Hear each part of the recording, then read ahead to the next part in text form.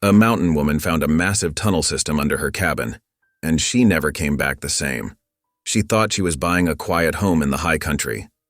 But when her lantern lit the stone walls beneath the floorboards, she uncovered something carved by hands long before hers. Drawings, prayer sticks, secrets buried in the earth. Word spreads fast. Greedy men ride hard for her land, claiming silver runs deep below. But what lies under that cabin isn't treasure, it's sacred ground, carrying promises older than the railroad or the town itself.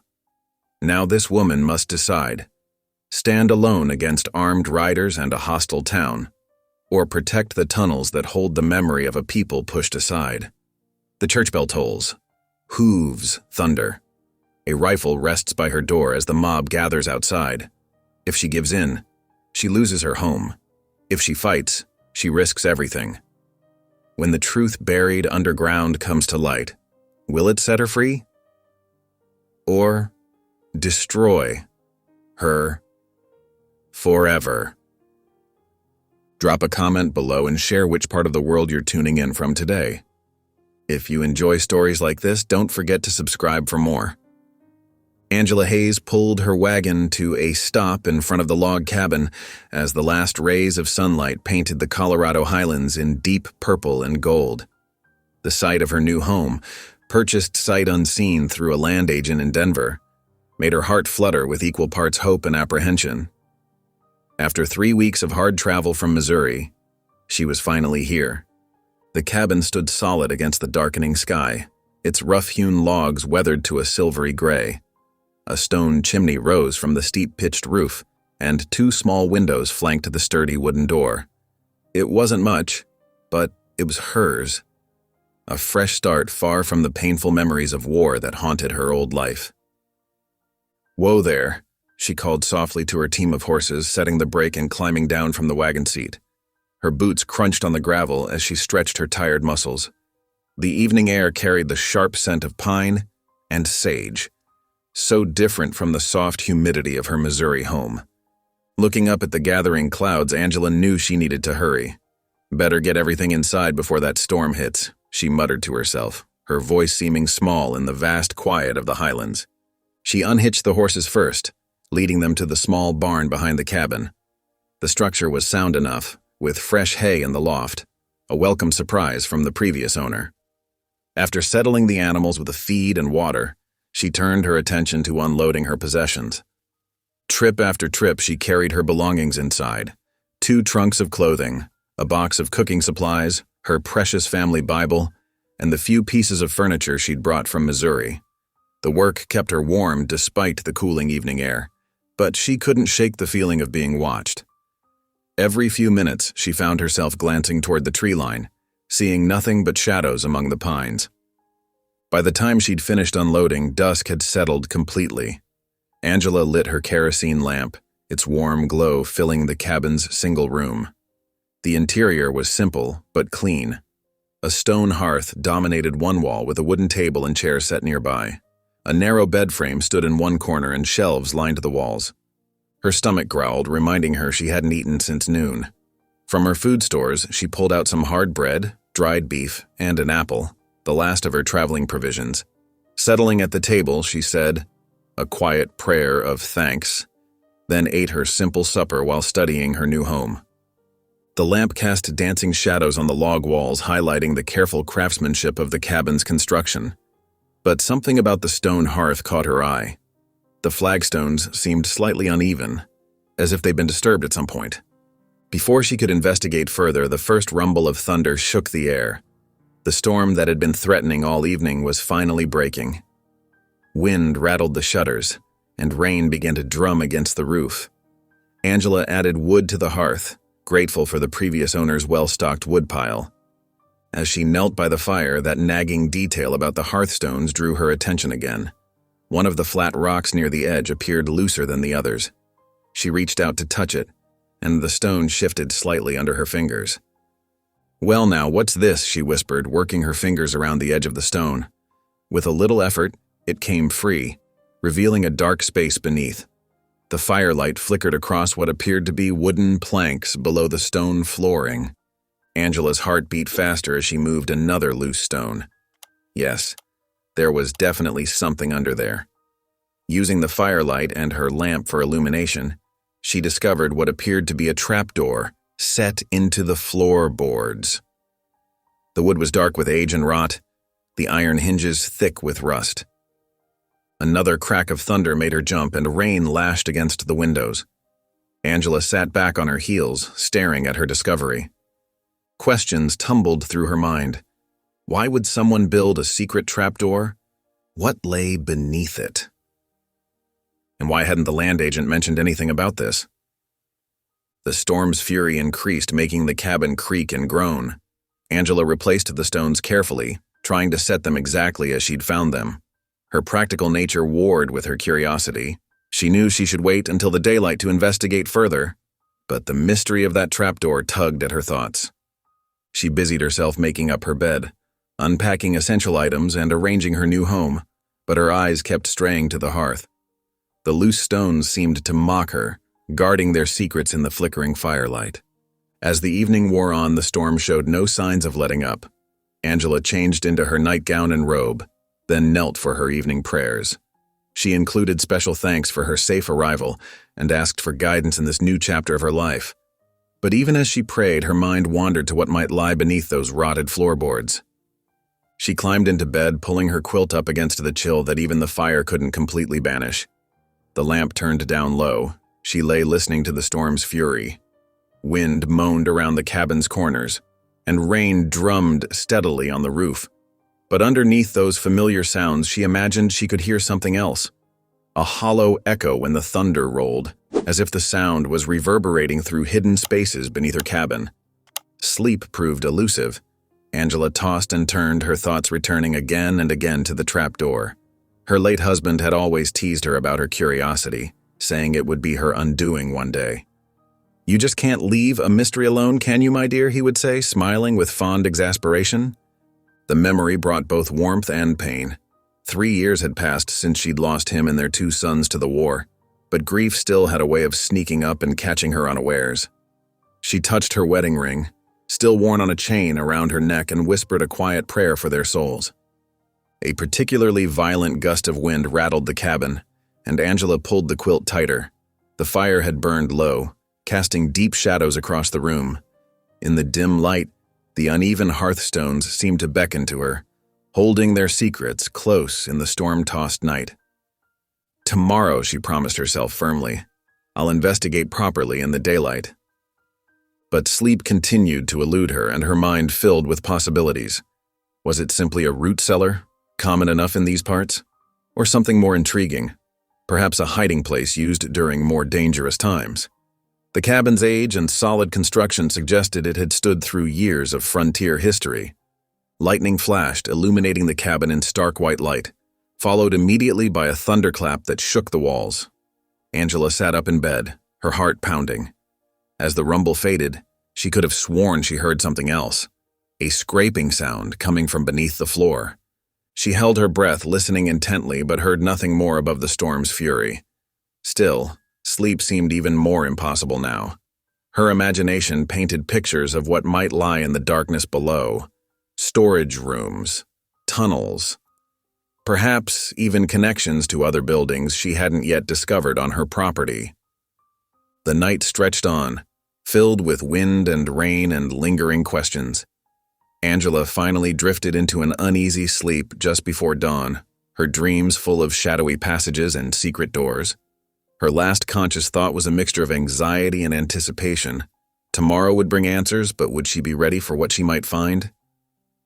This new chapter of her life was already proving more mysterious than she'd expected. As sleep finally claimed her, Angela couldn't help but wonder if God had led her to this particular cabin for a reason, and what purpose she might serve in uncovering its secrets. The first rays of dawn crept through Angela's window, painting the cabin walls in soft golden light. She had barely slept, her mind filled with thoughts of what lay beneath those uneven hearthstones. Now, with morning finally here, she sat up in bed and took a deep breath to steady her nerves.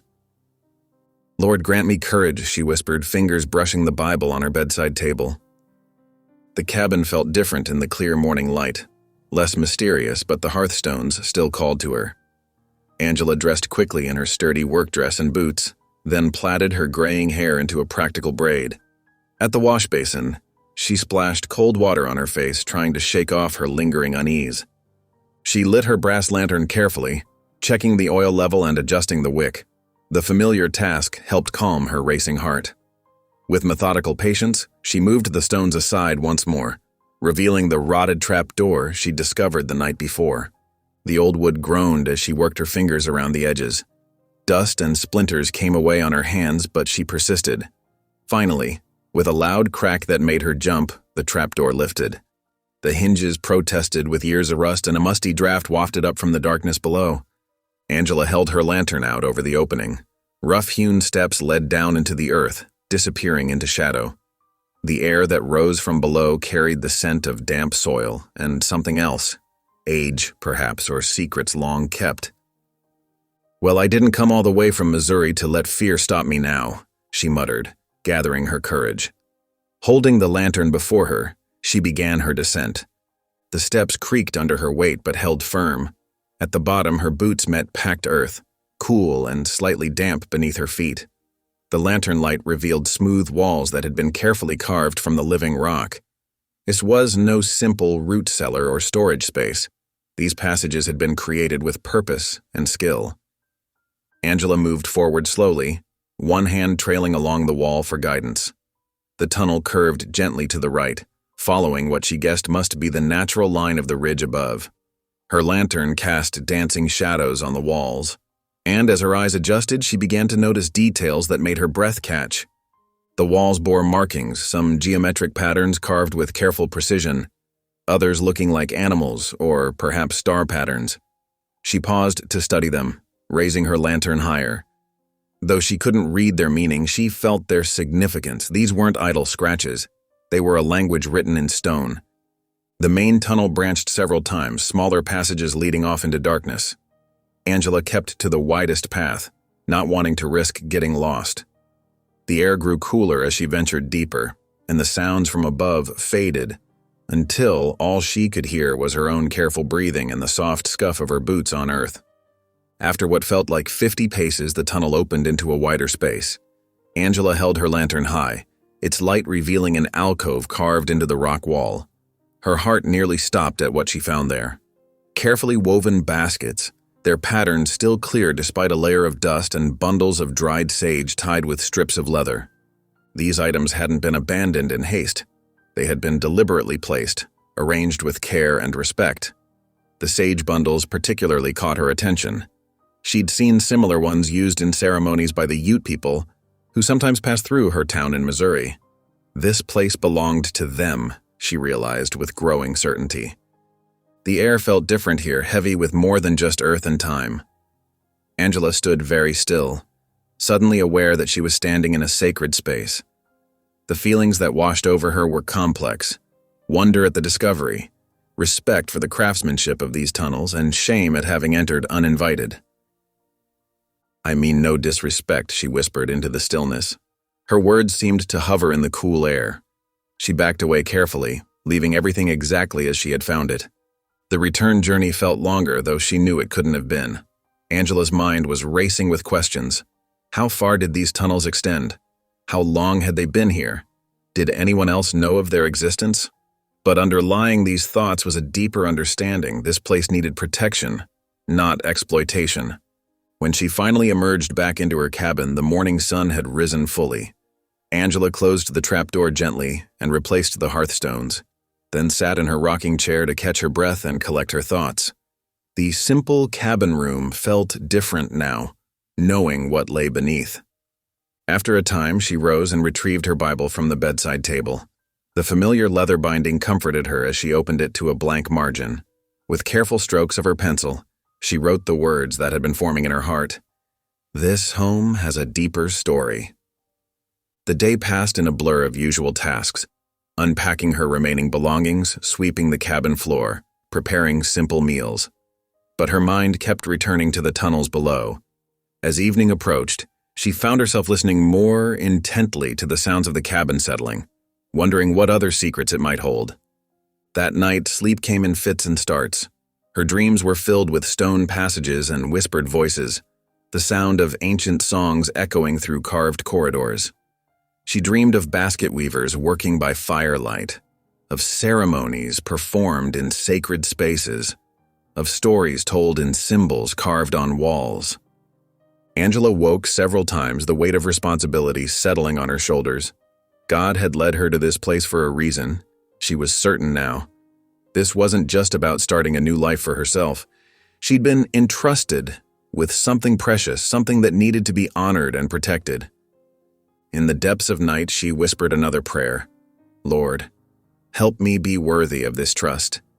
Help me protect what lies below, and guide me in knowing what to do with this knowledge. The familiar walls of her new home stood silent around her, but now she understood they were guardians of deeper mysteries. As she drifted back to sleep, Angela felt a strange peace settling over her. Whatever challenges lay ahead, she would face them with the same care and reverence she'd felt in those sacred tunnels. The discovery had changed everything, yet on the surface, nothing had changed at all. Her cabin still stood solid on its foundation of secrets, waiting for dawn to bring whatever the next day might hold. The morning dawned clear and crisp with a hint of autumn in the mountain air. Angela stood on her cabin's small porch, mentally listing the supplies she needed from town. Her pantry needed stocking before winter set in, and the general store would have the basics she required. She hitched her bay mare to the wagon with practiced ease, checking the leather straps and brass buckles twice. The routine tasks helped settle her mind, still unsettled from yesterday's underground discovery. As she climbed onto the wagon seat, she patted the worn leather Bible in her apron pocket, a habit that always brought comfort. The rutted dirt road into town wound through stands of aspen trees, their leaves just beginning to turn golden. Angela let the horse set an easy pace, enjoying the morning sunshine and the gentle creak of wagon wheels. Still, her thoughts kept drifting back to the tunnels beneath her cabin. The weight of their secret sat heavy in her chest. The small town came into view after an hour's drive, a collection of wooden buildings with false fronts lining the main street, anchored by the general store on one end and the telegraph office on the other. Angela guided her wagon to the hitching post outside Thornton's general store, tying the reins securely. The bell above the door jangled as she entered. The familiar scents of coffee, leather, and dried goods filled the air. Mrs. Thornton looked up from behind the counter, her round face creasing into a welcoming smile. "Why, Mrs. Hayes, how are you settling into that old cabin of yours?" "Just fine, Mrs. Thornton," Angela replied, retrieving her shopping list. "Though there's plenty of work yet to do." "I reckon there always is with those old places," Mrs. Thornton said, coming around the counter. "What can I help you find today?" As Angela gathered her supplies, flour, coffee, sugar, lamp oil, and other necessities, several neighbors drifted in and out of the store. Each stopped to chat, curious about the widow who'd bought the old cabin up on the ridge. "Any strange noises up there?" Tom Wheeler, the blacksmith, asked with a wink. "Folks used to say that cabin had secrets." Angela's heart skipped a beat, but she kept her voice steady. "Nothing but the wind in the chimney, Mr. Wheeler. It's a solid old place." She carefully steered conversations away from any mention of the cabin's peculiarities, focusing instead on her plans for a kitchen garden and perhaps some chickens come spring. The casual talk helped her feel more a part of the community, even as she guarded her knowledge of what lay beneath her floorboards. With her wagon loaded and goodbyes said, Angela started the journey home. The afternoon sun had warmed the air, and she'd loosened her shawl when she heard a commotion around the next bend. A man's voice carried on the breeze, frustrated and colorful in his choice of words. Rounding the curve, she came upon a sorry sight. A lean, weather-beaten man in trail-dusty clothes was struggling with a lame mule. The animal favored its right foreleg, while a loaded pack lay scattered nearby. "Whoa there," Angela called, pulling her wagon to a stop. "Seems like you could use a hand." The man straightened up, pushing back a battered hat. His face was tanned and lined, but his eyes held a quick intelligence. "Much obliged, ma'am. Name's Amos Griggs. This ornery mule of mine picked the worst spot to come up lame." "Angela Hayes," she replied, climbing down from her wagon. "Let's have a look at that leg." Together, they examined the mule's hoof. Angela had learned a fair bit about animal care during her years in Missouri, and she could see the problem wasn't serious, just a stone bruise that needed tending. "My cabin's not far," she offered, noting the sun's westward slide. "We can rest him there, get that hoof cleaned up proper." Griggs's face brightened. "That's mighty kind, Mrs. Hayes. I've been prospecting these hills for 2 weeks straight. A proper roof and maybe a hot meal would be heaven sent." They loaded his gear into her wagon, and Griggs led his limping mule behind. As they traveled, he shared tales of his prospecting adventures across the territory. Angela noticed how his stories always seemed to end with him moving on to the next strike, never quite finding his fortune. At the cabin, Angela set about making supper while Griggs tended to his mule in the lean-to shelter. The familiar routine of cooking helped calm her nerves about having a stranger in her home, though she'd felt God's nudge to offer help. The hearth fire crackled warmly as she prepared a simple meal of beans, cornbread, and coffee. She'd just put the bread to bake when Griggs came in, stamping trail dust from his boots. "Make yourself comfortable, Mr. Griggs," she said, gesturing to the table. "I'll fetch some fresh bread from the root cellar." As she turned toward the door that led to her small storage room, movement caught her eye. Griggs had noticed the slightly askew hearthstone. She'd been careless in replacing it that morning. His prospector's eye, trained to spot irregularities in rock, had zeroed in on the difference. "Just a moment, Mrs. Hayes," he called, but she was already through the door. The sound that followed made her blood run cold, the scrape of stone on stone. Angela hurried back into the main room. Griggs knelt by the hearth, his fingers working at the edge of the trapdoor she'd so carefully hidden. Before she could speak, the rotted wood creaked open, revealing the dark passage below. "Well, well," Griggs breathed, holding her lamp close. "Looks like there's more to this cabin than meets the eye." "Mr. Griggs," Angela said firmly, her heart pounding. "That's not for prying into—" But she could see in his keen expression that the damage was done. His prospector's imagination would already be spinning tales of hidden wealth or smugglers' caves. The secret she'd promised to protect was compromised after just 2 days. Griggs replaced the trapdoor with exaggerated care, but his manner had changed.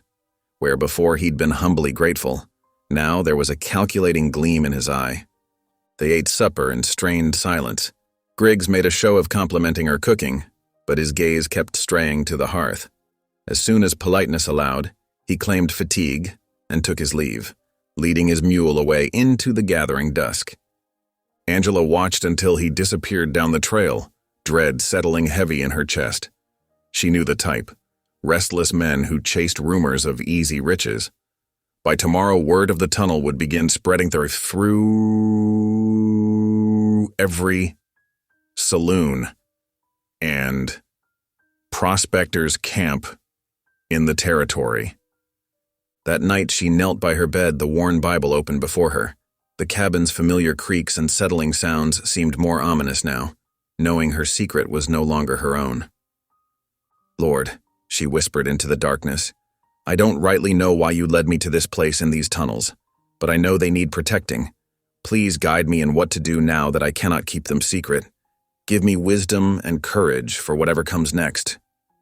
The night wind whispered around the cabin's eaves, and somewhere in the distance, a coyote called. Angela remained on her knees for a long while, prayer flowing from her heart even when words failed her. When she finally climbed into bed, sleep was long in coming. The morning sun had barely cleared the ridge when Angela heard the thunder of hoofbeats approaching her cabin. She set down her coffee cup, her hand trembling slightly as she smoothed her apron. Through the window she counted 5 riders, their horses kicking up dust along the narrow trail.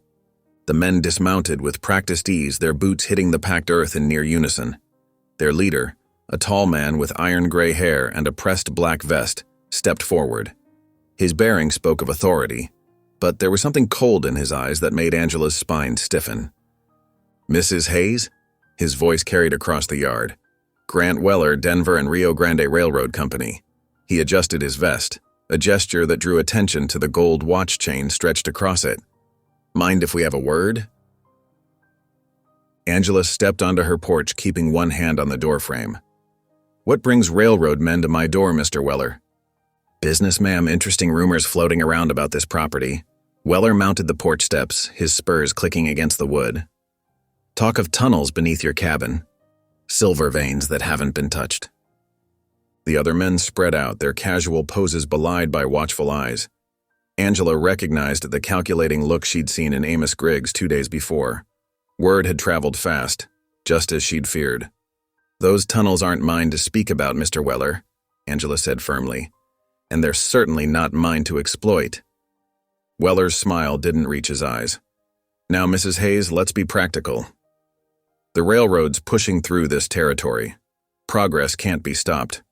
If there's silver down there, well," he spread his hands, "that changes the value of this land considerably."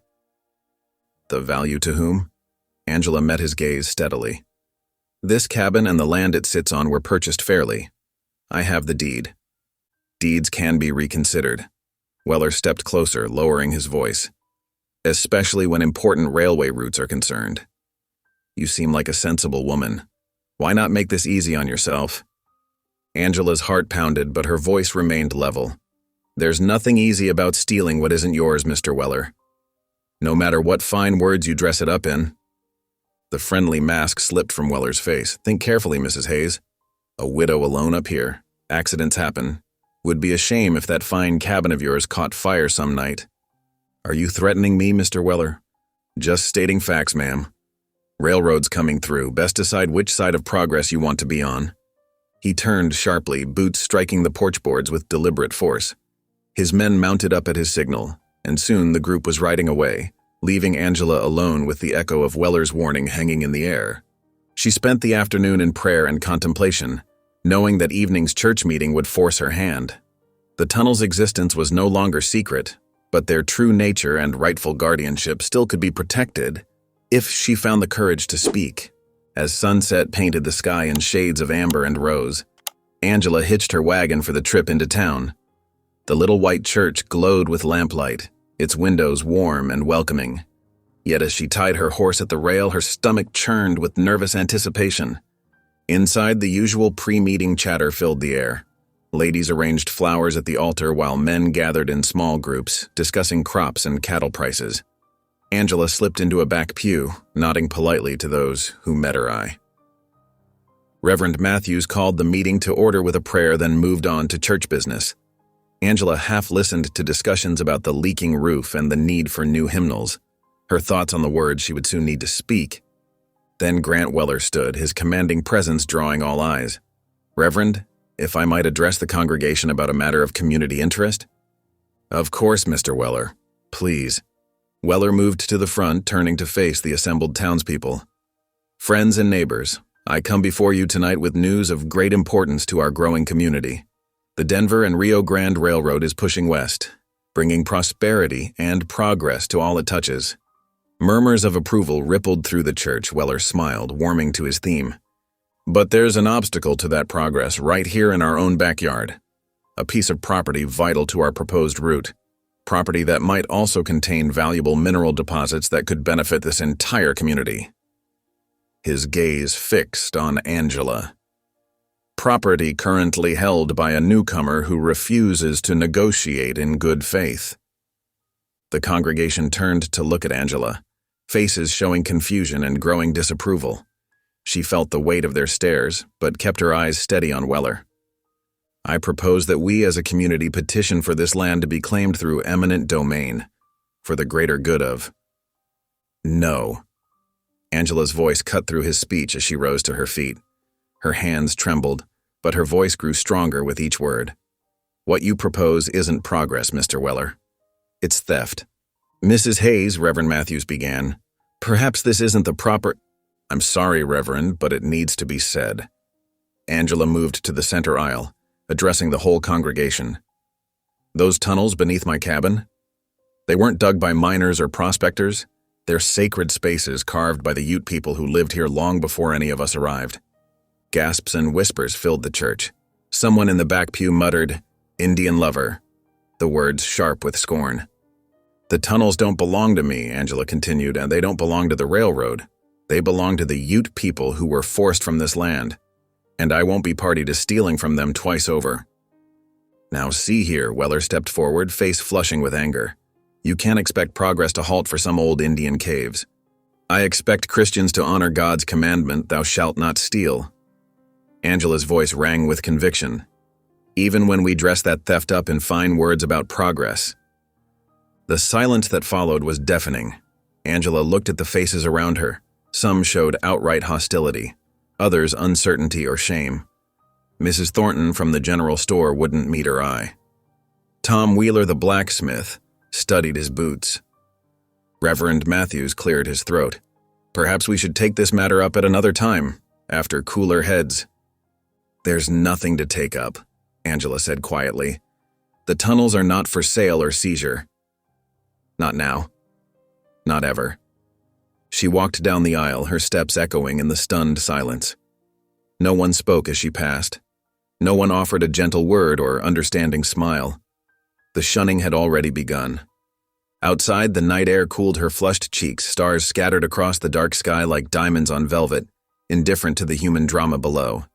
Angela climbed into her wagon, gathering the reins with trembling hands. The drive home was lonely, but she felt a deep peace beneath the ache of rejection. She had chosen truth over acceptance, justice over ease. The path ahead would be harder now, but at least it was clear. As her cabin came into view, silhouetted against the starlit sky, Angela whispered a prayer of thanksgiving. She might be shunned by her neighbors, but she was unbroken. The truth had been spoken, and whatever came next, she would face it with God's help and a clear conscience. Inside, she lit her lamp and opened her Bible to Psalms, seeking comfort in familiar words. The cabin's silence wrapped around her like a blanket, not oppressive now, but protective. She had done what was right, whatever the cost might be. The kerosene lamp cast dancing shadows on Angela's weathered Bible as she knelt beside her bed. Her lips moved in silent prayer, seeking guidance after the tumultuous church meeting. The cabin's familiar creaks and settling sounds wrapped around her like a comfort blanket, but her heart still ached from the cold shoulders and disapproving glares she'd faced in town. "Lord," she whispered, "grant me strength to stand firm in what's right even when the path is lonely." A sharp knock at the door made her start. The flame in her lamp flickered wildly as she rose, smoothing her skirts with trembling hands. Who would come calling at this late hour? Her mind flashed to Weller's threats about accidents, and she hesitated by the bedroom door. The knock came again, gentle but insistent. Angela lifted the lamp and moved cautiously toward the front door. "Who's there?" she called, trying to keep the tremor from her voice. "Henry Red Elk," came the reply, the words accented but clear. "I bring no harm, Mrs. Hayes." She knew the name, everyone in the territory did. Henry Red Elk was a respected Ute elder who occasionally traded in town, though few settlers bothered to speak with him. Angela had seen him from afar but never exchanged words. Her hand settled on the door latch. After a moment's prayer for courage, she opened it. The tall native elder stood on her porch, his silver-streaked hair caught in the lamplight. His bearing was dignified, shoulders straight despite his advancing years. Dark eyes regarded her with a gravity that made her feel both seen and measured. "Word travels fast in small towns," he said, his voice low and measured. "I heard of your words in the church tonight." Angela's fingers tightened on the lamp handle. "You heard about that?" "My grandson works at the livery stable. He brings me news." Henry's weathered face softened slightly. "You spoke truth about the tunnels. Defended our people's right to what is sacred. Please come in." Angela stepped back from the doorway. "I'll make coffee." Henry ducked his head in acknowledgement and entered, moving with the quiet grace of one accustomed to reading the land signals. He settled into a chair by the hearth while Angela busied herself with the coffee pot, grateful for the familiar routine to steady her nerves. Soon the rich aroma of brewing coffee filled the cabin. Angela poured 2 cups, offering one to her unexpected guest. Henry accepted with a slight nod, wrapping his hands around the warm tin cup. "The tunnels beneath your cabin," he said after a thoughtful sip. "They speak to you?" Angela considered his question carefully. "Not in words," she replied, "but there's something holy in the air down there. Something that deserves respect." "My grandfather helped carve those passages," Henry said softly, "many seasons before the white man's iron horse first screamed across our hunting grounds." He studied her face. "Would you show them to me?" Angela set her coffee down. "Of course, they're your people's heritage, not mine. But She glanced at the dark windows. Perhaps we should wait for dawn? Henry's eyes crinkled at the corners. Dawn is not far off now, I can wait. They sat in comfortable silence as the night slowly gave way to morning. Angela added wood to the fire and made fresh coffee. Henry accepted a second cup, but needed no idle chat to fill the quiet. His presence brought a strange peace to the cabin, as though his acceptance helped ease the burden of her chosen path. As the first gray light touched the eastern sky, Angela lit a fresh lantern. Together, they moved the hearthstone and lifted the trapdoor. The familiar earthy smell rose to greet them. "I'll go first," Angela offered, holding the lantern high. "The steps are a bit treacherous." Henry followed her down into the tunnel system, his moccasined feet making no sound on the earthen floor. In the lantern light, his face took on an almost ethereal quality, as though the years had fallen away, and he was seeing through his grandfather's eyes. They moved deeper into the passages, Angela leading the way past familiar turns and carved alcoves. Henry's breath caught as they entered a wider chamber where ancient markings covered the walls. "Here," he said, voice thick with emotion. "Stop here." Angela held the lantern higher, illuminating the intricate patterns carved into the stone. Henry stepped forward, running his fingers reverently over the marks. "My grandfather's hands made these," he whispered. "I remember watching him work when I was small. Each line, each symbol, they tell our stories, our dreams, our prayers to the Creator." To Angela's surprise, tears began tracking down the elder's weathered cheeks. He sank to his knees before the wall, touching his forehead to the cool stone. From within his leather vest, he withdrew a slender stick, wrapped with colored threads and adorned with 2 eagle feathers. "A prayer stick," he explained, noting Angela's curious glance. "It carries our petitions to the ancestors." With careful movements, Henry placed the prayer stick in a small carved alcove. His lips moved in words Angela couldn't understand, but their reverence needed no translation. She bowed her head, adding her own silent prayer to his. When Henry finally rose, his eyes were clear and bright with purpose.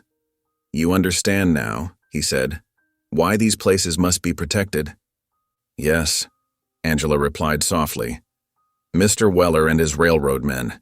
They want to claim there's silver here, use that as an excuse to seize the land. But I won't let them. I promise you, as God is my witness, they won't destroy what your people made sacred." Henry studied her face in the lantern light. "It will not be easy. The white man's greed for metal runs deeper than these tunnels."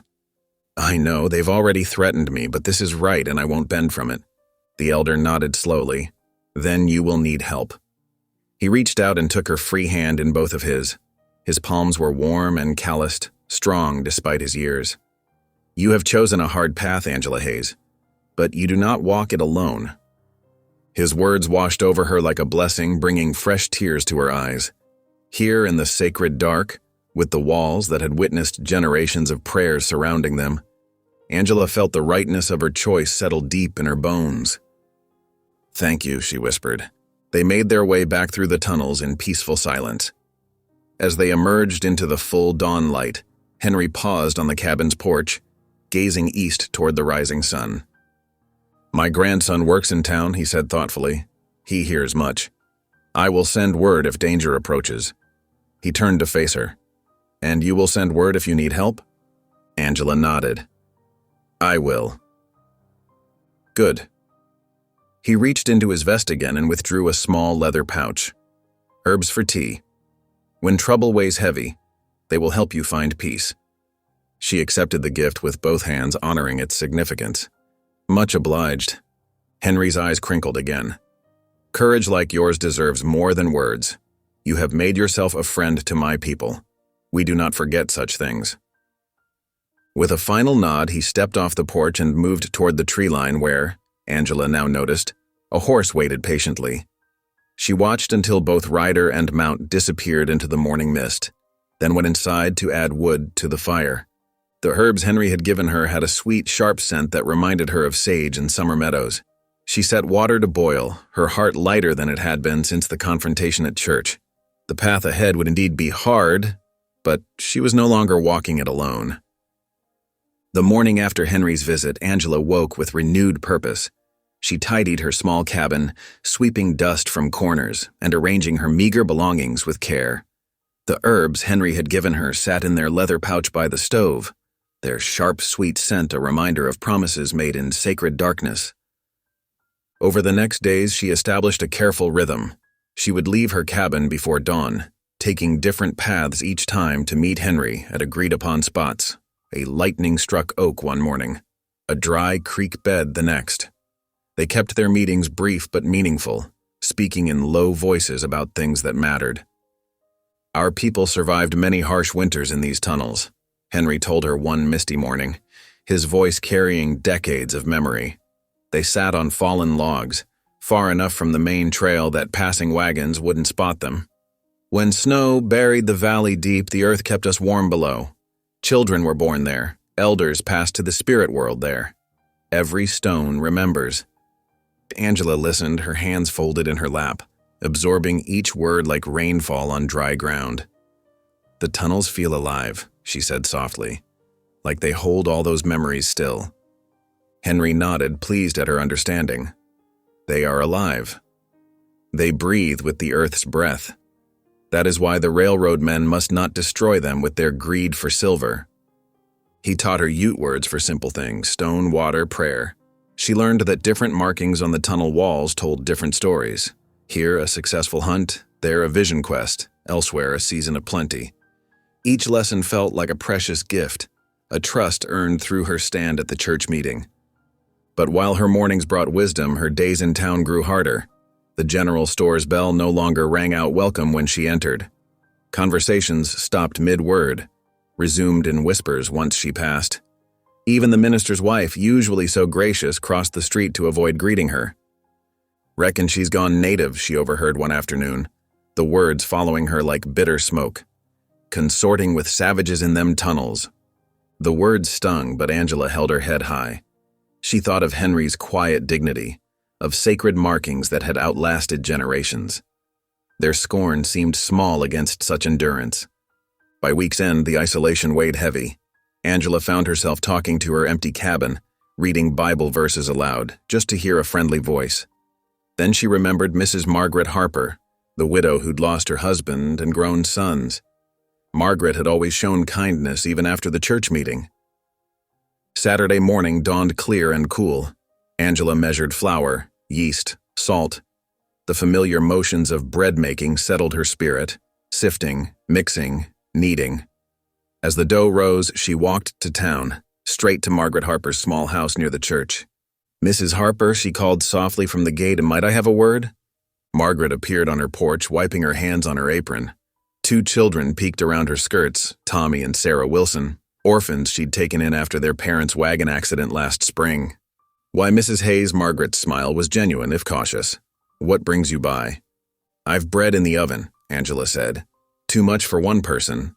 I thought, perhaps you and the children might join me for supper." Margaret's eyes softened at the loneliness in Angela's voice. "That would be most welcome. Children, go wash up proper. We'll walk over at sunset." The bread came out golden brown, filling the cabin with warmth. Angela set her small table carefully. 4 plates, her best tablecloth, the honey jar saved for special occasions. As the sun touched the western hills, boot steps sounded on her porch. "Something smells wonderful," Margaret said as they entered. Tommy and Sarah stood shy but eager, their faces freshly scrubbed. They sat down to fresh bread and bean soup, conversation flowing easier with each passing minute. The children's presence brightened the cabin like sunlight. When the meal was done, Angela took a deep breath. "There's something I'd like to show you," she said carefully. "Something special. But you must promise to keep it secret." Margaret's eyes widened as Angela moved to the hearthstone, revealing the trapdoor. Tommy and Sarah crowded close, excitement replacing shyness. "Is it a pirate cave?" Tommy whispered. Angela smiled, lighting her lantern. "Something far better. Come see."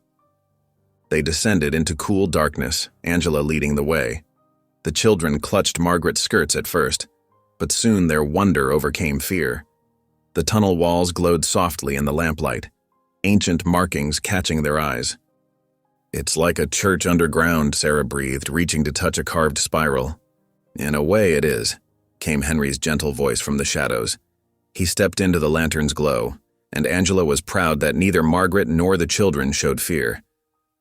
These walls have heard many prayers. Introductions were made simply. Henry's dignified presence and kind eyes soon had the children asking questions about the markings, the tunnels, the stories held in stone. He answered patiently, showing them how to trace certain symbols, teaching them their meanings. Might we sing something, Margaret suggested after a while? It feels right somehow, like we should add our own prayers to these walls. Angela nodded, and Margaret's clear voice lifted in a familiar hymn. Amazing Grace. The children joined in, then Angela, their voices blending in the sacred space. Henry closed his eyes, listening, then added his own soft chant in his native tongue. The sounds twined together, rising to the curved ceiling, seeping into ancient stone. In that moment, Angela felt it, a presence both familiar and new. God was here, in this underground sanctuary, blessing this unlikely gathering. His love merged with the prayers of generations, with Henry's chant, with the children's pure voices. Tears slipped down her cheeks unnoticed.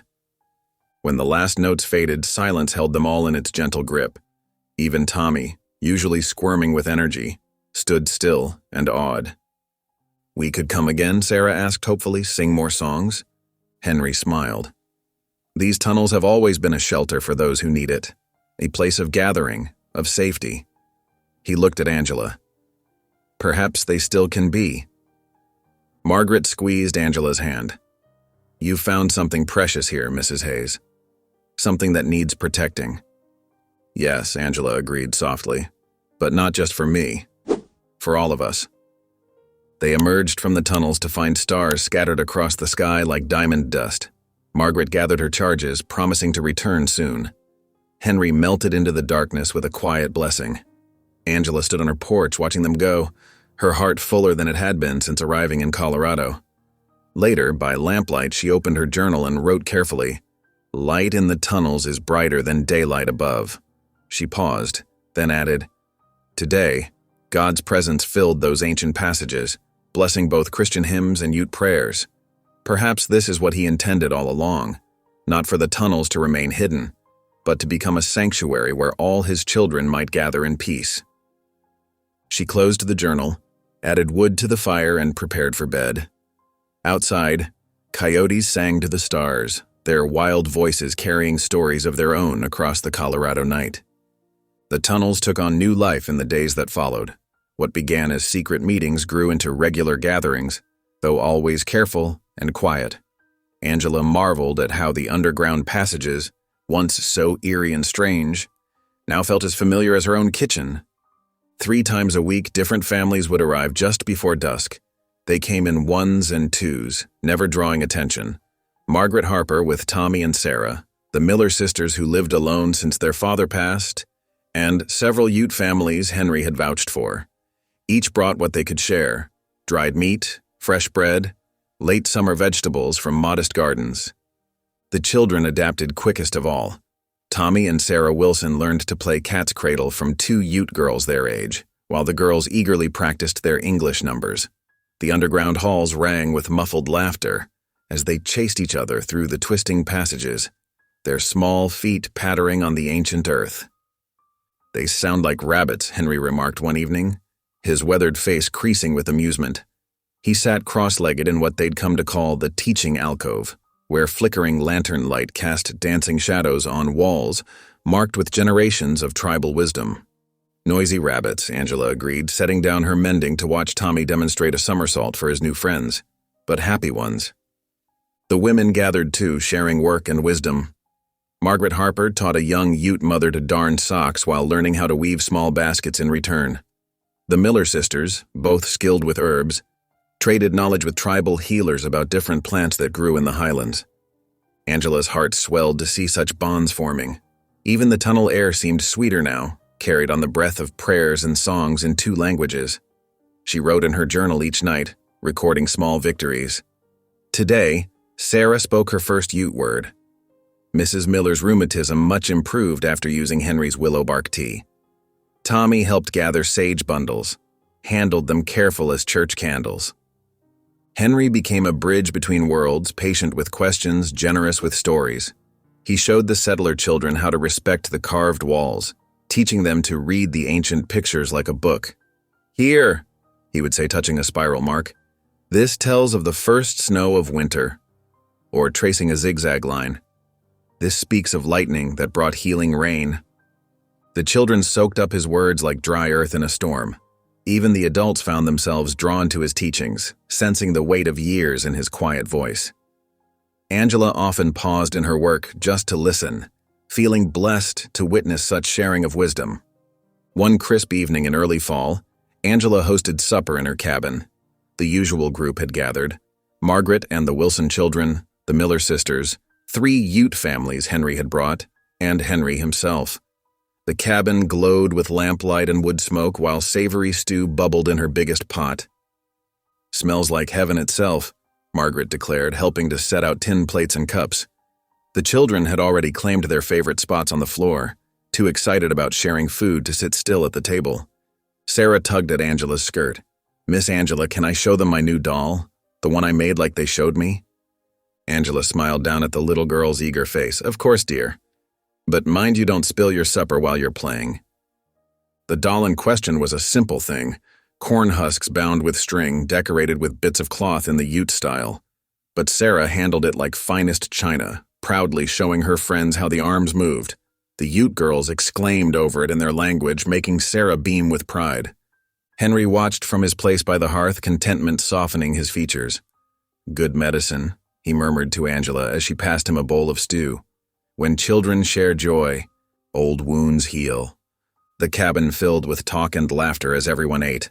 Languages mixed freely, English words wrapped around Ute phrases, neither side minding the tangle. Tommy told jokes that made everyone groan, while the Miller sisters led the group in singing "Sweet By and By." Angela looked around her humble home, heart so full it ached. These people had become more than neighbors or friends. They were family now, bound by something deeper than blood. She saw it in the way Margaret fussed over everyone's portions and how the children had stopped noticing skin color, in the gentle respect that flowed between all present. But peace, as so often happens, proved fragile as morning frost.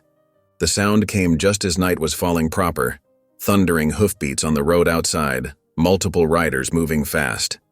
Angela's heart seized. She knew that sound, had dreaded hearing it again. "The lamps," she whispered urgently. "Douse them quick." The adults understood instantly. Margaret and the Miller sisters blew out the nearest lanterns while Ute mothers gathered their children close. Henry moved silent as a shadow to peer through a crack in the shutters. Darkness fell heavy in the cabin. Only the hearth fire cast any light now, and Angela hurried to bank it low. She could hear the children's frightened breathing, feel the tension crackling like static before a storm. The riders passed close, so close Angela could hear the creak of saddle leather, smell dust kicked up by iron-shod hooves. Through the shutter's slats, lamplight flickered. The railroad men were carrying torches. "Looking for signs," Henry murmured, barely audible. "They suspect." Angela pressed a hand to her chest, willing her heart to beat softer. She knew what Henry meant. Grant Weller and his men had been watching her place for weeks now, certain she was harboring undesirables, as they called the Ute people. Any proof would give them excuse enough to cause trouble. Little Sarah whimpered in the darkness. Margaret shushed her gently, drawing the child closer. The other children huddled silent, sensing the adult's fear. Minutes stretched like hours as the riders circled the cabin once, twice. Angela could picture Grant Weller's hard eyes searching for any sign of life, any reason to dismount and demand entrance. She remembered his threat at the church meeting. Folks who mix with savages often meet savage ends. Finally, the hoofbeats began to fade, moving down the road toward town. Still, no one moved. Henry kept watch at the window until the last torch disappeared into darkness. "They are gone," he said at last, "but they will return." Angela's hands shook as she relit one lamp. Its warm glow showed pale faces and wide eyes all around. The children crept from their hiding places, gathering close to the adults like chicks to a hen. "Perhaps we should go," One of the Ute mothers said softly in careful English. Not safe for you having us here. No. Angela's voice came out stronger than she felt. This is exactly what they want. To frighten us apart. To break what we've built here. Margaret nodded firmly. Mrs. Hayes is right, we can't let fear rule us. But we must be more careful, Henry added. Meet less often, perhaps. Watch the roads better. He touched one of the carved walls. These tunnels protected my people in harder times. They can protect us still. The children had begun to relax, though they stayed close to the adults. Tommy tried to lighten the mood by making shadow puppets on the wall, earning a few weak smiles. Sarah clutched her corn-husk doll tight as if it might shield her from harm. Angela looked at these people, her people now, and felt both love and fear twist in her chest. Their community was so precious, so new and tender, like spring grass pushing through snow. Yet forces beyond their control threatened to trample it before it could truly flower. She thought of her Bible verses, of light shining in darkness, of faith outlasting fear. The railroad men might have power and influence, but she had something stronger, a family forged in trust and understanding, bound together by God's love and ancient wisdom. The evening ended quietly. Families slipped away one by one, using the tunnels now instead of the road. Henry led them through the safest passages, ensuring everyone reached home unseen. Soon, only Margaret and the Wilson children remained. We'll be fine walking home, Margaret assured her. The moon's bright enough. Angela hugged Sarah and Tommy tight before they left. Be brave, little ones. God watches over us all. After the door closed behind them, Angela sank into her rocking chair. The cabin felt too empty now, echoes of laughter fading like the last rays of sun.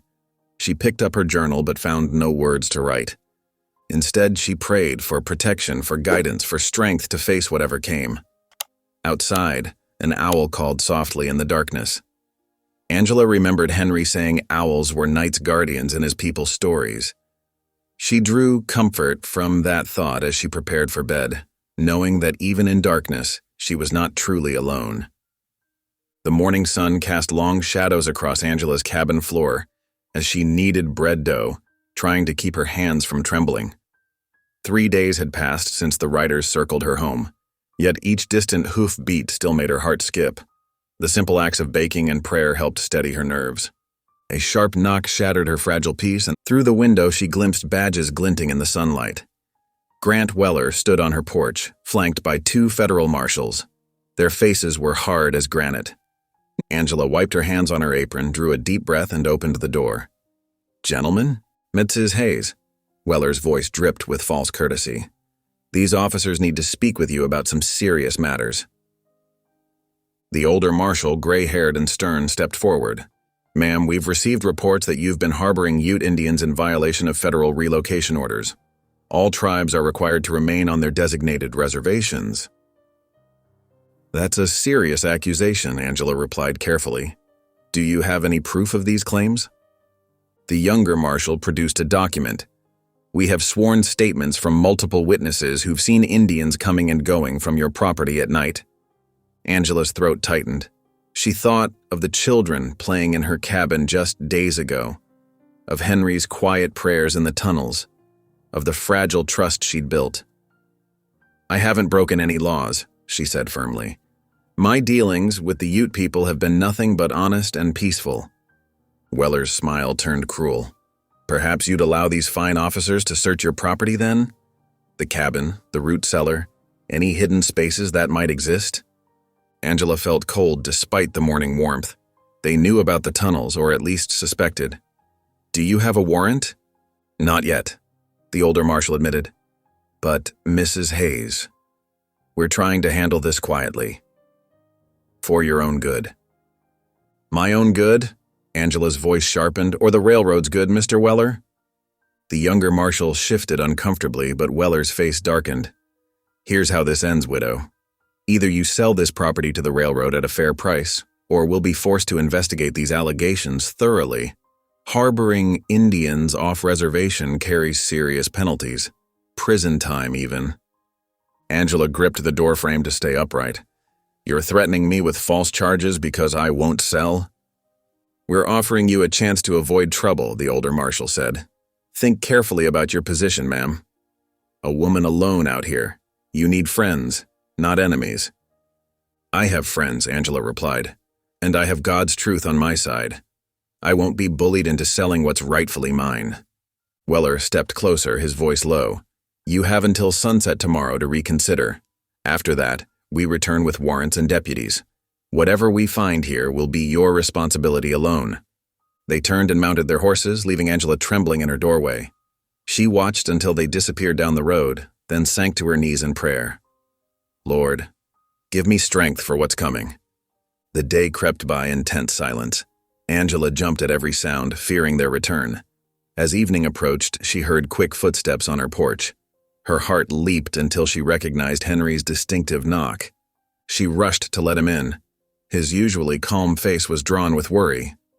They are spreading lies in town, he said without preamble. Saying Ute warriors are gathering in the hills, planning raids. The railroad men whisper about stolen silver and secret meetings in caves. They turn neighbors against each other with fear. Angela's hands clenched. Weller was here with marshals this morning. They threatened me with prison if I don't sell. Henry nodded grimly. I feared this would come, but there is worse news. Young men in town, they talk of teaching lessons to Indians and Indian lovers alike. The railroad men encourage their anger, buy them drinks, fill their heads with dark thoughts. Before Angela could respond, Margaret Harper burst through the door, face flushed from running. There's fire in town. The livery stable is burning. Angela gasped. Was anyone hurt? No, thank the Lord, but Angela, Margaret's voice quavered. They're saying Ute boys said it. Weller's men are riling up the townsfolk, claiming it proves the raids are starting. A mob's forming at the saloon. Henry's expression grew grave. They will come here first. They know this cabin shelters both peoples. As if summoned by his words, angry shouts echoed from the road. Torchlight flickered through the trees. The children, Angela whispered. Sarah and Tommy are still here playing in the back room. Margaret hurried to gather the orphans while Henry moved to the window.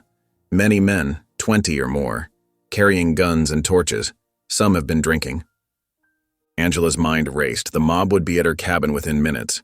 She thought of the frightened children, of Margaret's gentle heart, of Henry's dignity in the face of hatred.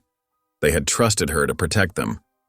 Margaret, take the children into the tunnels, she ordered. Henry, you must go too.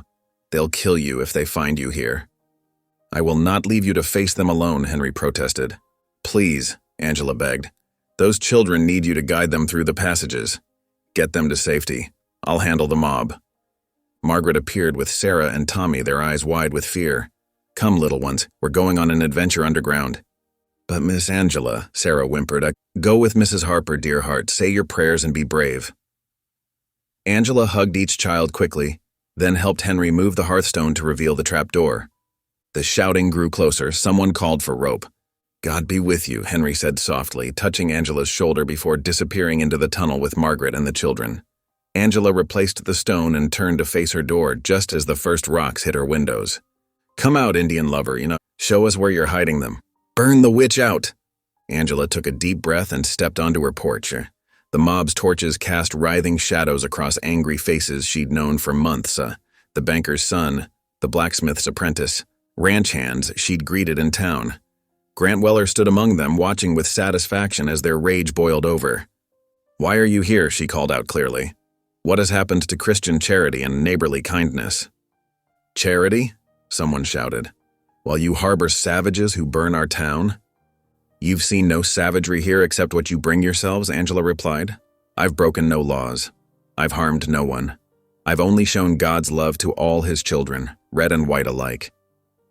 The law says Indians belong on the reservation, Weller's voice cut through the crowd, not in secret tunnels under Christian homes. A bottle crashed against her cabin wall. The mob pressed closer. Angela raised her voice in prayer loud enough for all to hear. Dear Lord, forgive them, for they know not what they do. Let your light pierce this darkness. Show them that hatred breeds only hatred, while love builds bridges between all your people. Some men shuffled uncomfortably. Others gripped their weapons tighter. She's praying for our souls while Indians raid our town, someone sneered. No Ute would raid their neighbors, Angela said firmly. They seek peace same as us. Ask yourselves who profits from this fear and anger? Who gains when we turn against each other? She stared directly at Weller as she spoke. He glared back, then turned to the crowd. Don't let her pretty words fool you. Search the cabin. Find what she's hiding. Men surged forward. Angela stood her ground, arms spread across her door. Stop. This is my home. You have no right. Rough hands grabbed her arms, dragging her aside. She struggled as men poured into her cabin, overturning furniture, ripping open cupboards. They stomped across her clean floors with muddy boots, broke her mother's china, threw her Bible to the ground. The hearth, Weller ordered, and check under those stones. Angela closed her eyes and prayed harder than she'd ever prayed before. Lord, protect those below. Keep them safe in your hands. A commotion rose from inside. The stones won't budge. There's something down there, I know it. Get tools, we'll break through. But before they could act, a new voice boomed across the yard. What in God's name is happening here? The crowd parted. Reverend Davidson strode through, his face thunderous. Behind him came Sheriff Miller and several deputies. Reverend, Weller began smoothly, we're investigating. You're conducting a mob attack on a God-fearing widow, the Reverend cut him off. Have you lost your minds? Where's your evidence of wrongdoing? The livery fire someone started was set by drunk cowhands fighting over cards, the sheriff interrupted. We've got 3 witnesses and a confession. No Indians involved at all. A murmur ran through the crowd. Men began lowering their torches, looking ashamed. Now clear out, all of you, the sheriff ordered. Anyone still here in 5 minutes gets arrested for disturbing the peace. The mob dissolved quickly, melting away into the darkness. Soon only Weller remained, facing Angela with cold eyes. This isn't over, he warned quietly. No, she agreed, but God sees all, Mr. Weller, remember that. He spat in the dirt and stalked away. The Reverend approached Angela, concern etched on his face. Are you hurt, Mrs. Hayes? No, thank the Lord. She sagged against her doorframe, suddenly exhausted. But my cabin. We'll help you set it right, the sheriff promised.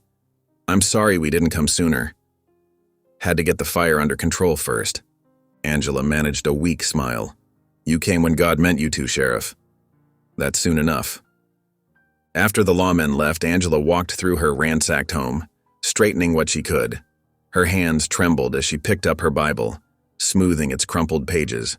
Not until she was certain no one remained outside did she move the hearthstone and call down softly. Henry's voice drifted up. Is it safe? Yes.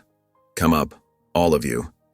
They emerged one by one, Margaret supporting Tommy, who'd fallen asleep, Henry carrying Sarah, who clung to her corn-husk doll. The children's faces were tear-stained but calm. We sang hymns, Margaret whispered, to cover the noise above. Angela hugged them all, tears finally flowing. You were so brave, all of you. Henry surveyed the destruction, his face sorrowful. This is only the beginning. Weller will not stop until he has what he wants. Then we'll face whatever comes together, Angela said firmly, with faith, truth, and love as our weapons. Sarah tugged at her skirt. Miss Angela? I prayed extra hard, just like you taught me. Angela knelt and gathered the child close. Those prayers helped keep us all safe, dear one. God hears every word. As they began setting her cabin to rights, Angela's heart was heavy yet certain. The path ahead would be difficult, but she would not walk it alone. God had given her this family to protect, this truth to defend. Whatever came next, she would face it with his strength and guidance. After the others left, Angela and Henry remained in the cabin's main room. The destruction from the mob search lay scattered around them, broken dishes, overturned furniture, torn curtains fluttering in the cold night air through broken windows. Angela sat in her rocking chair by the hearth, her husband's rifle across her lap. Its familiar weight brought little comfort. Henry settled cross-legged on the floor near the fire, his weathered hands steady as he added another log. The flames cast dancing shadows on the walls, making the cabin feel both smaller and safer somehow. Neither spoke for a long while, listening to the angry voices that still carried from further down the ridge. They wait like coyotes, Angela said softly, hoping we'll show weakness. Henry nodded, his face grave in the firelight. I have seen such nights before. The hatred burns hot, then grows cold by morning, but its ashes remain. Angela's hands tightened on the rifle. I never thought I'd hold this gun again after Thomas died. He believed so strongly in peace. Your husband was wise, Henry said, but even the most peaceful warrior must sometimes stand guard. The wind rattled the broken window pane, making Angela jump. Henry's steady presence helped calm her racing heart. She thought of the children, safely hidden with Margaret in the tunnels below. What would become of them all? Tell me, she whispered, how do your people endure such hatred? How do you keep faith when the world seems so dark? Henry was quiet for several moments, gazing into the fire. When he spoke, his voice carried the weight of generations. My grandfather's grandfather walked the trail of tears. His people were driven from their hunting grounds, their homes burned, their children dying of fever and hunger. But each night, the elders would gather the young ones and tell stories of hope. He reached into his medicine pouch and drew out a small wooden carving of an eagle. They said that, like the eagle, we must rise above the storm. The wind that beats against our wings makes us stronger. The lightning that threatens us lights our path to higher ground, and Angela felt tears well in her eyes. But what if I'm not strong enough? What if I fail everyone who's trusted me? Strength comes not from muscle or weapon, Henry said gently. It comes from here. He touched his heart. And here. He pointed to his head. You have shown great strength already, standing alone against the mob, speaking truth when lies would have been easier. A log popped in the fire, sending sparks up the chimney. Angela watched them fade into the darkness. I keep thinking of Thomas's last words to me, before he rode off to war. He said, "Mercy is the strongest weapon." I didn't understand then. I was so angry at the world, at God, for taking him and our boys. And now? Henry asked. Now I think I'm beginning to see. Mercy isn't weakness, it's choosing to see God's light in others, even when they've forgotten it themselves. She straightened in her chair. That's what these tunnels have become, a place of mercy, where God's children can gather without fear. Henry smiled. Yes, like the underground rivers that feed the desert flowers, mercy flows in secret places. It brings life where others see only stone. Through the night, they took turns keeping watch. Henry shared more stories of his people's endurance, tales of grandmothers who hid children in caves during raids, of medicine men who kept ancient wisdom alive when their ceremonies were forbidden, of young warriors who learned to fight with patience and wisdom instead of weapons. Angela found herself sharing too, memories of Thomas teaching their boys to read from his Bible, of building their first home in Missouri, of the day she learned they'd never return from Gettysburg. The pain felt different now, tempered by time and grace. Loss shapes us, Henry said, like water shapes stone, but it need not break us. As dawn approached, the voices outside grew quieter.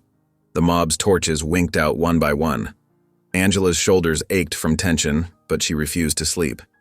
She recited psalms under her breath, finding comfort in their familiar rhythms.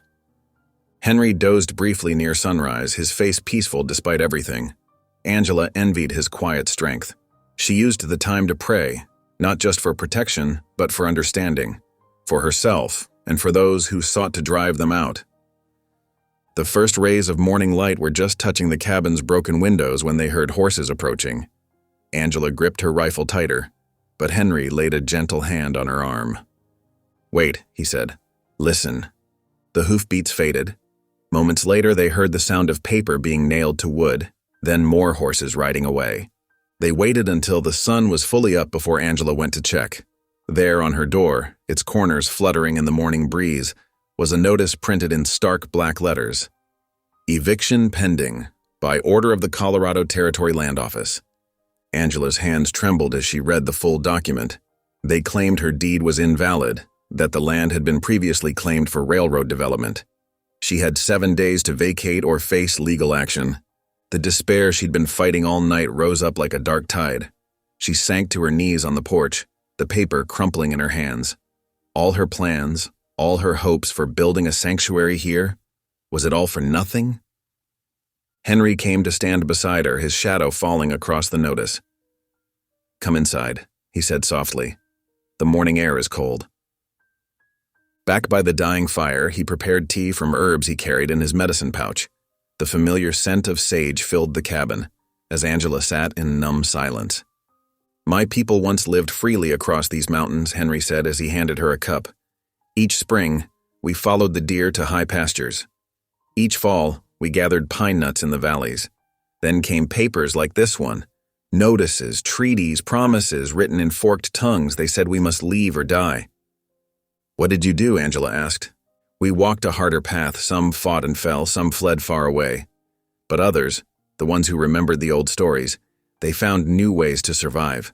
They learned to bend like the willow rather than break like the oak. He touched the hearthstone that concealed the tunnel entrance.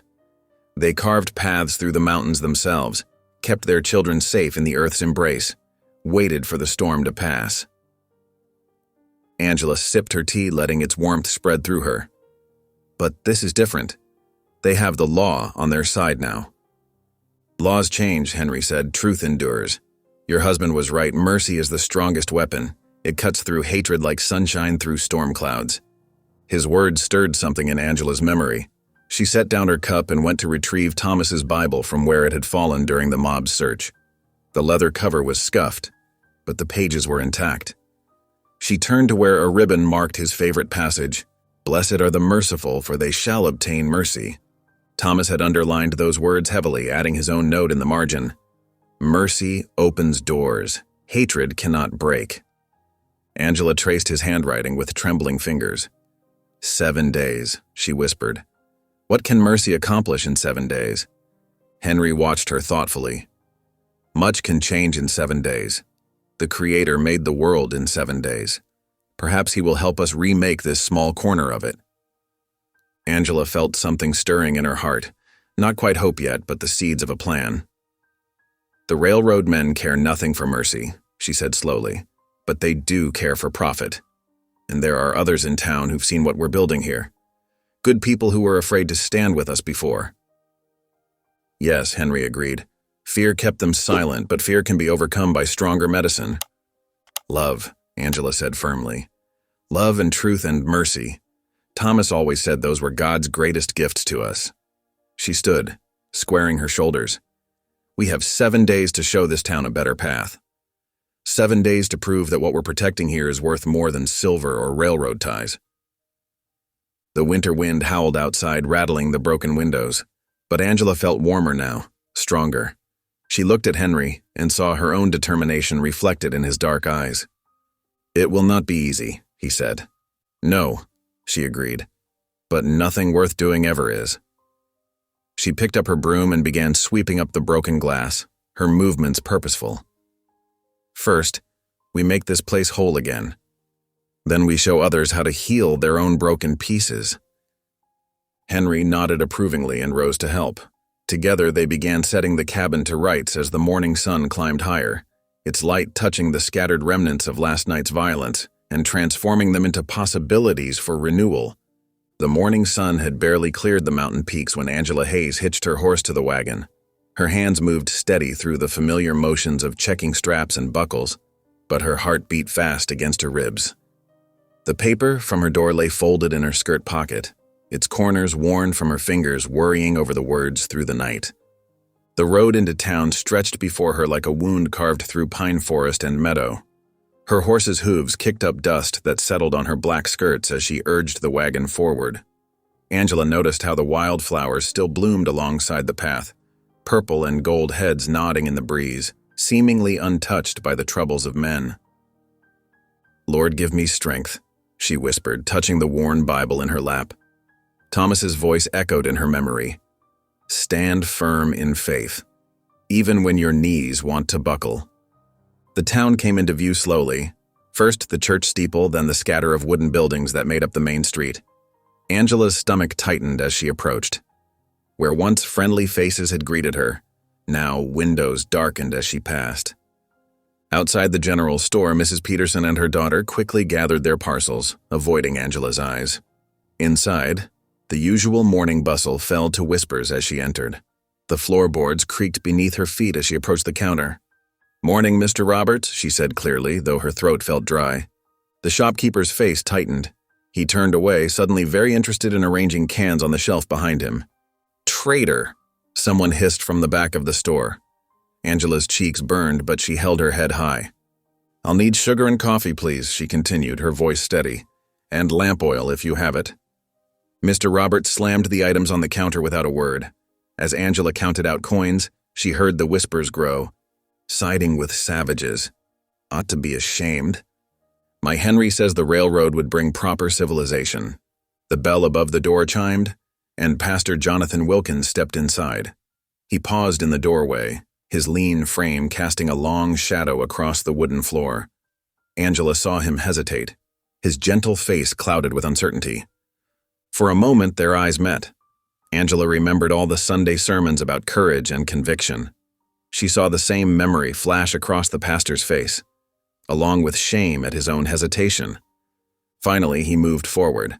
His steps were quiet but deliberate as he approached the counter where she stood. Without a word, he reached out and squeezed her hand briefly. "Be strong and of good courage," he whispered, the words barely stirring the air between them, then louder.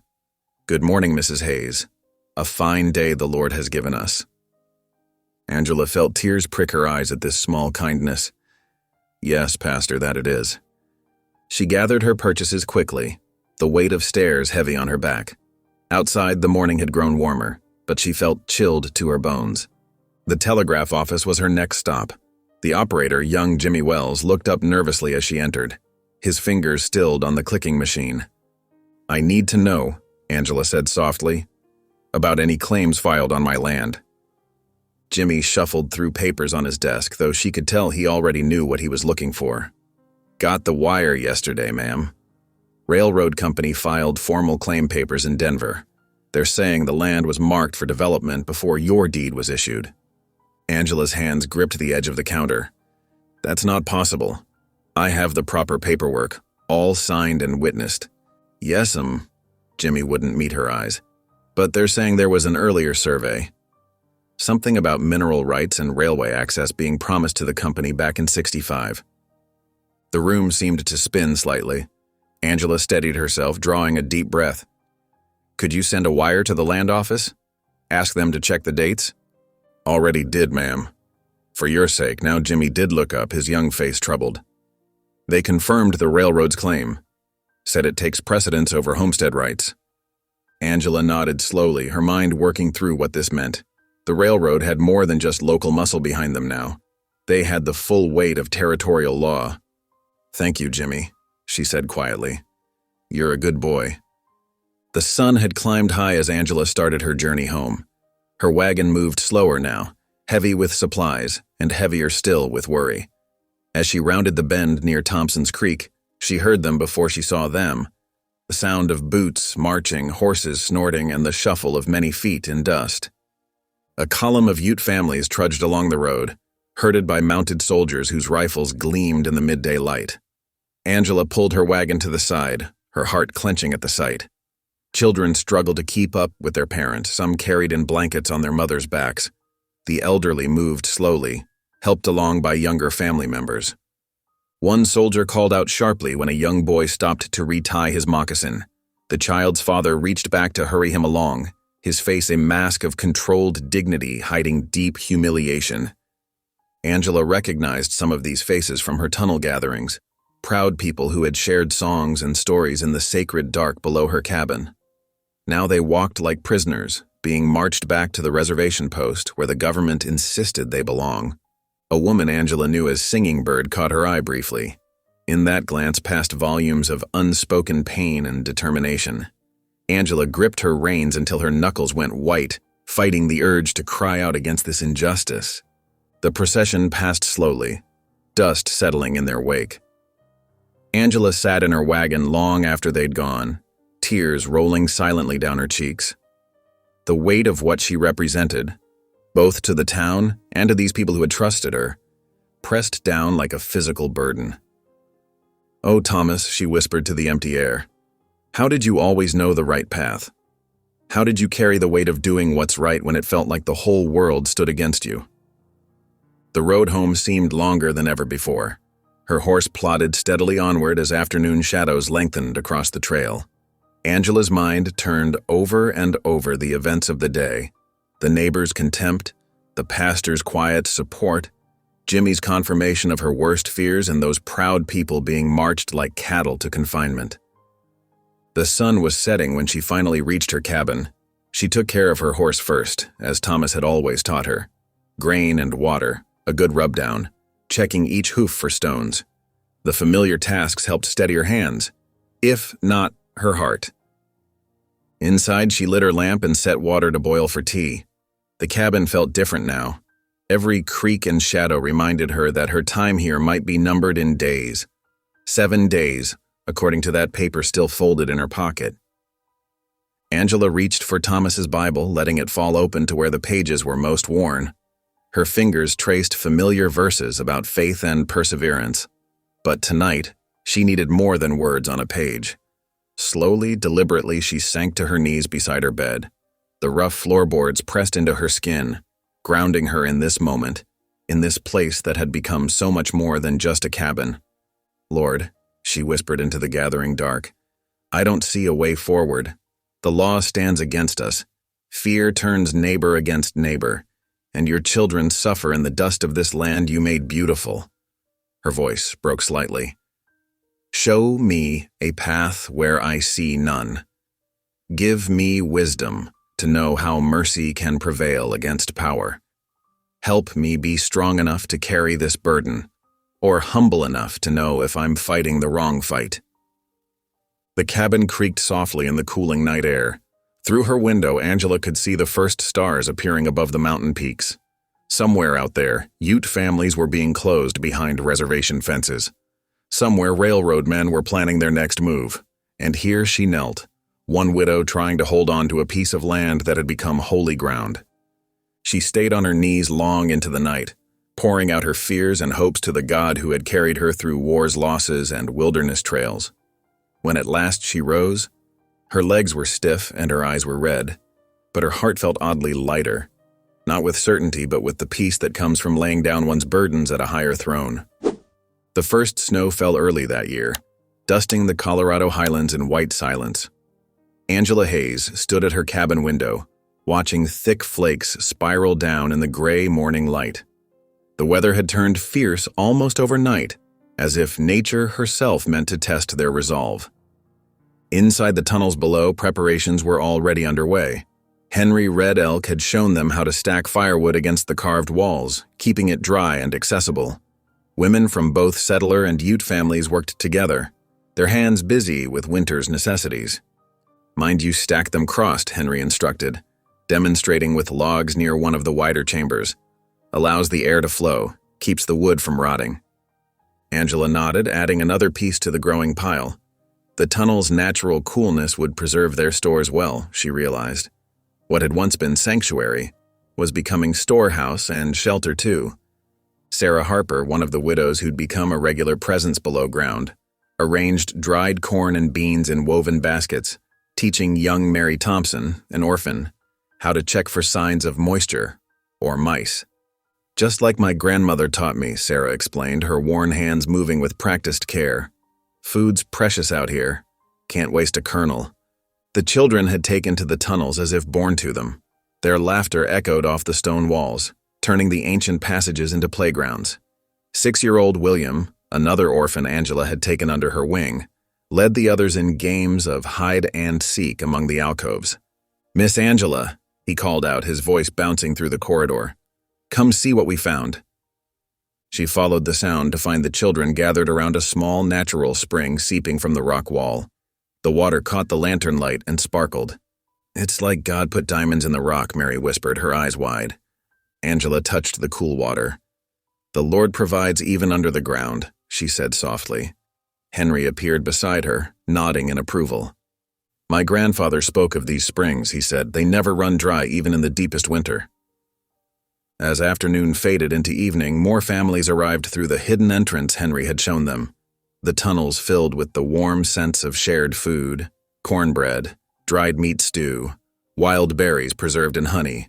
Lanterns cast golden circles on the walls, and their light seemed to make the ancient carvings dance. Angela gathered everyone in the largest chamber, where the ceiling rose high enough for adults to stand comfortably. Quilts spread on the ground made seats for the elderly and children. The lantern light caught faces, both pale and copper, all turned toward her expectantly. "Let us pray together," Angela said, her voice steady in the hushed space. "Each in our own way, but together in spirit." Henry sat cross-legged near her, his face serene as he lifted his prayer pipe. Some of the settlers bowed their heads over clasped hands, while Ute elders made small gestures Angela had come to recognize as sacred. The children watched wide-eyed, somehow sensing the solemnity of the moment. "Great Spirit," Henry began in English for all to understand, "we thank you for this shelter beneath the earth." "Dear Lord," Angela continued, "we thank you for bringing us together as one family under your care." Their words mingled in the lantern-lit air, neither prayer diminishing the other. A widow's soft hymn rose up, joined by Ute voices in their own melody. The harmony they created seemed to make the very stones hum. The peace of that moment shattered at the sound of hoofbeats above. Angela's heart lurched. Henry was already moving, swift and silent, extinguishing lanterns. Parents gathered children close, pressing hands over small mouths to quiet frightened questions. "Stay here," Angela whispered. "I'll go up." Heavy boots thumped on her porch, followed by angry fists on her door. Angela climbed the ladder to her cabin quickly but calmly, smoothing her skirts and taking up a lantern. She said a quick prayer, squared her shoulders, and opened the door. 5 men sat their horses in the snowy night, their faces shadowed under hat brims. She recognized Grant Weller at their head, his horse stamping restlessly in the fresh powder. "Mrs. Hayes," Weller's voice carried false courtesy, "we've come to search your property." Angela raised her lantern higher, letting its light fall full on their faces. 2 held rifles across their saddles. All wore railroad company badges. "By whose authority?" she asked, her voice clear and steady despite her racing heart. "By the authority of the railroad's legal claim to this land," Weller spat. "Stand aside, woman." Angela didn't move. "Do you have a warrant, Mr. Weller?" "Don't need one. This ain't your property anymore." "Until I see proper papers saying otherwise, this is my home." Angela's grip tightened on the lantern. "You're trespassing." One of the armed men shifted his rifle meaningfully. "Ain't wise to stand against progress, ma'am, especially not alone." "I'm not alone," Angela said softly. "I stand with God and my conscience, and that's company enough." Snow fell steadily around them as the moment stretched taut as a fiddle string. Angela could feel her pulse in her throat, but she kept her gaze level, her spine straight. Finally, Weller yanked his horse's head around. "We'll be back with warrants and marshals, Mrs. Hayes." "Count on it." He leaned down from his saddle, his voice dropping to a growl. "And when we do, we'll dig up every inch of this cursed ground. Whatever you're hiding down there won't stay hidden long." The riders wheeled their horses, snow flying from thundering hooves. Angela stood in her doorway until the sound faded, until the only noise was the soft hiss of falling snow. Her hands were shaking as she latched the door. She set the lantern down carefully, not trusting her grip. For a long moment, she leaned against the wall, letting the rough logs support her as her knees threatened to buckle. When she descended back into the tunnels, faces turned to her anxiously in the rekindled lantern light. She managed a smile for the children's sake, but Henry saw through it immediately. "Come," he said quietly, leading her to a small side chamber where they could speak privately. "Your heart is troubled, sister." "They'll be back," Angela whispered, "with real authority this time. I'm afraid, Henry. Not for myself, but for all these souls who trust us for shelter." She pressed her hands to her face. "What if my stubbornness brings destruction to everyone?" Henry was silent for a moment, watching the lantern flames reflect on the carved walls. When he spoke, his voice held the weight of generations. "Courage is not the absence of fear," he said, "but walking with it. Fear is like shadow. It shows us where the light falls." He touched the wall gently. "My people did not carve these tunnels because they felt no fear. They carved them because they knew fear and chose to act anyway." Angela lowered her hands, meeting his steady gaze. "How do you bear it? Watching your people suffer so much injustice?" "One step at a time. One day at a time." Henry smiled slightly. "One prayer at a time." A child's laugh echoed from the main chamber, followed by the sound of a hymn. Life continued in the tunnels, despite the threat above. Listen, Henry said. That is why we persist. That laughter, those songs, they are seeds of hope planted in dark soil.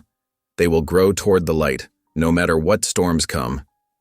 Angela straightened her shoulders, drawing strength from his words.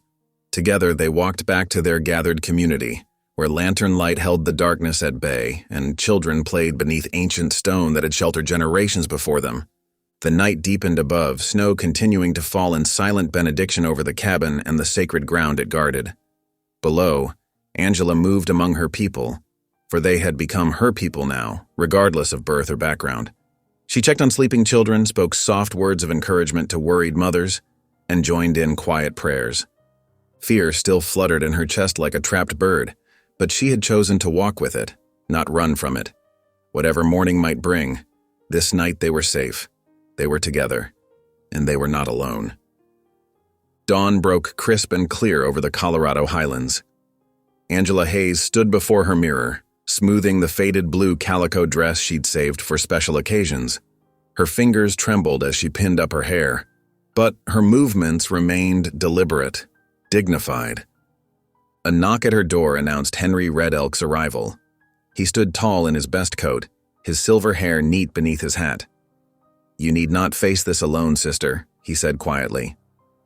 They rode into town together in her wagon, the frozen ground crackling under the wheels. Already a crowd had gathered outside the courthouse, their breath fogging in the winter air. Whispers followed Angela and Henry as they climbed the wooden steps.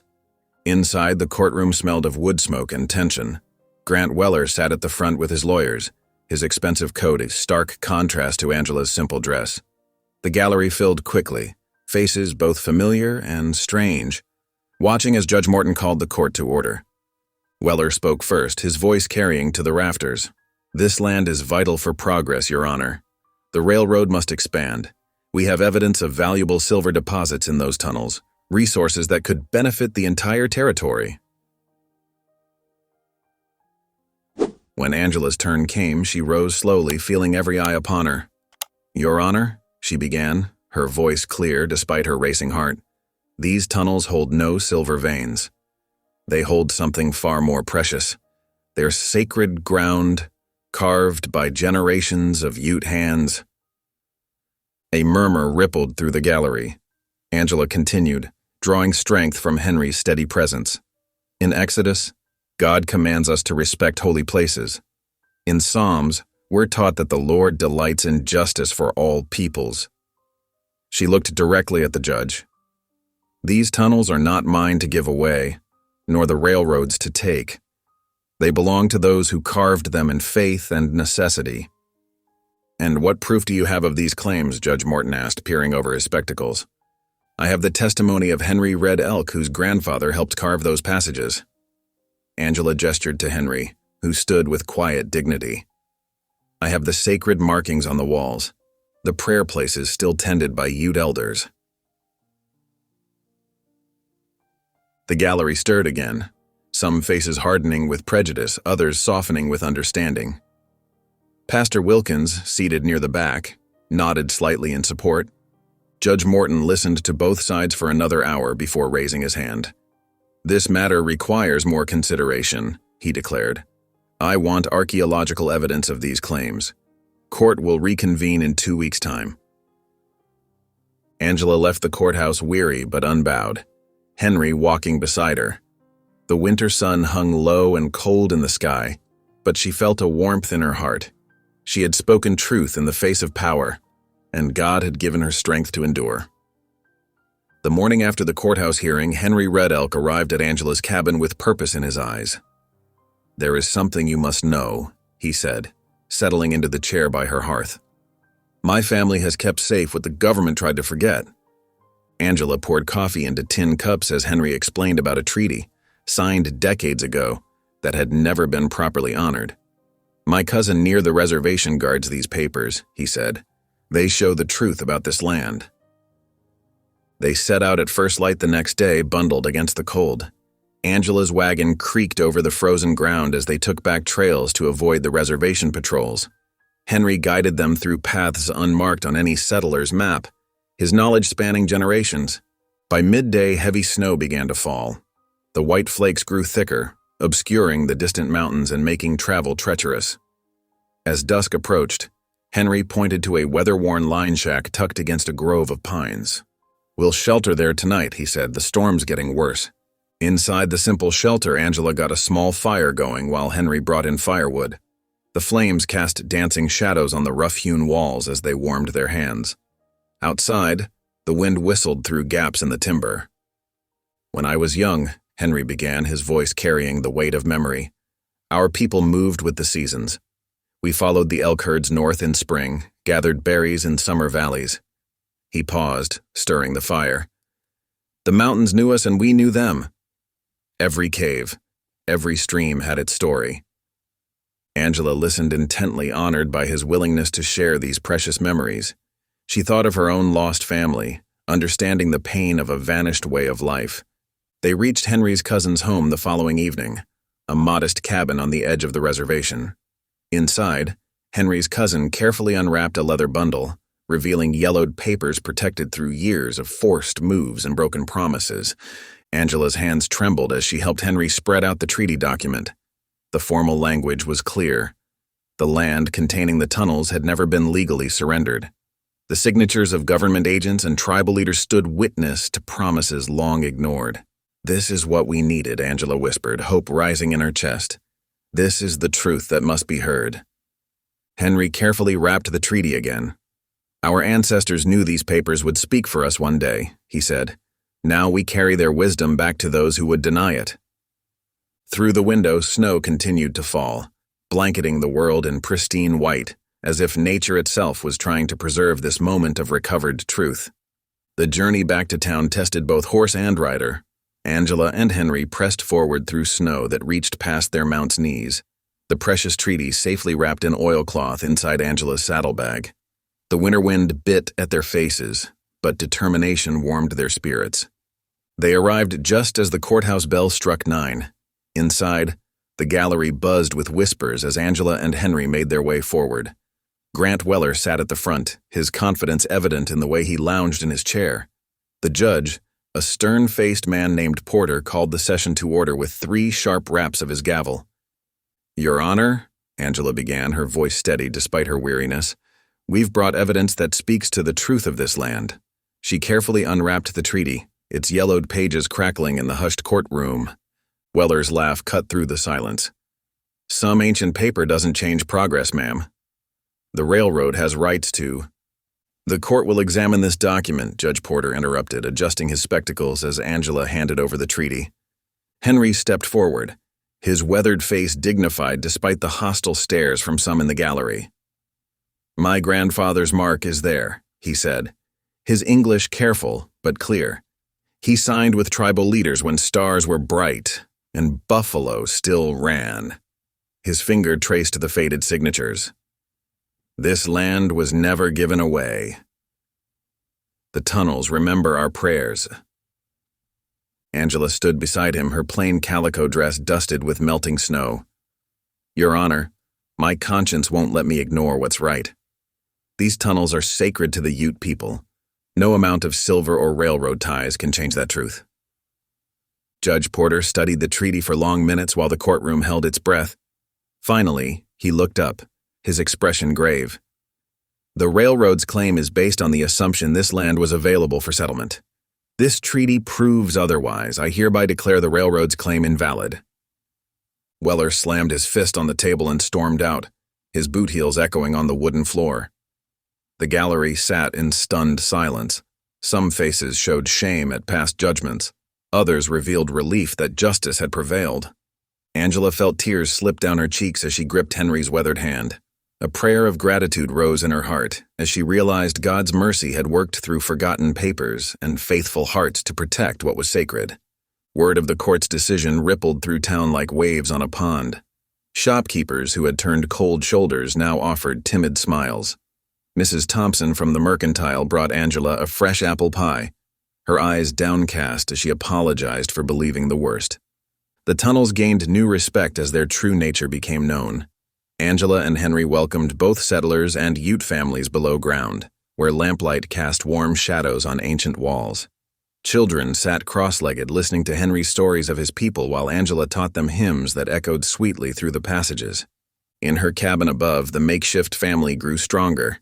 Mrs. Harper's orphans called Angela Auntie now, and even the most suspicious townspeople began to see her differently, not as a troublemaker, but as someone who had built a bridge between two worlds. Each evening, as Angela wrote in her Bible, she marveled at how God had transformed her lonely widow's life into something rich with purpose and love. On a crisp spring morning, Angela's boots made soft echoes as she descended the familiar steps into the tunnel chapel. Her lantern cast warm light across carved walls that no longer felt strange, but holy. She carefully lit the other lanterns, their glow spreading like dawn underground. Children filed in quietly, settler kids in cotton shirts beside Ute youngsters in beaded vests. They sat cross-legged on woven blankets, their faces expectant in the flickering light. Henry's deep voice filled the chamber with tales of mountain spirits and ancient wisdom, while Angela's clear tones led them in, Rock of Ages. When their voices joined together, the stone walls seemed to sing. After the final Amen, they climbed back into the bright morning air. Angela paused at her cabin door, gazing across the sunlit ridge. "I never came back the same," she whispered, touching her husband's worn Bible.